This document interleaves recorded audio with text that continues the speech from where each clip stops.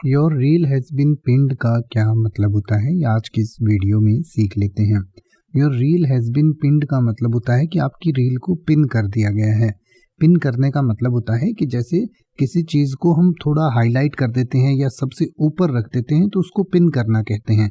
जैसे पुराने ज़माने में अगर आपको कोई इम्पोर्टेंट बात होती थी तो आप एक बोर्ड पर पिन लगाकर उसे ऊपर टांग देते थे।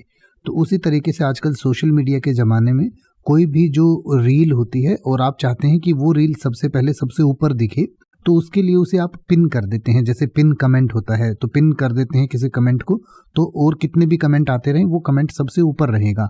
तो वैसे ही कोई रील जब पिन कर दी जाती है तो वो रील सबसे ऊपर दिखाई देती है।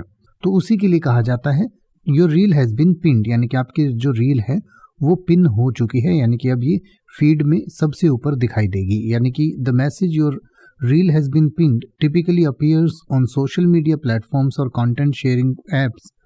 When a specific reel, a short video, has been marked as pinned post, this feature allows users to highlight important or popular content by placing it at the top of their profile or feed, making it more visible to others. यानी कि ज़्यादा लोगों को, जैसे मैंने आपको पहले बताया, दिखाने के लिए जब हम किसी रील को पिन कर देते हैं तो वो सबसे ऊपर जो है आपकी फीड में दिखाई देती है, तो उसको पिन्ड रील कहा जाता है।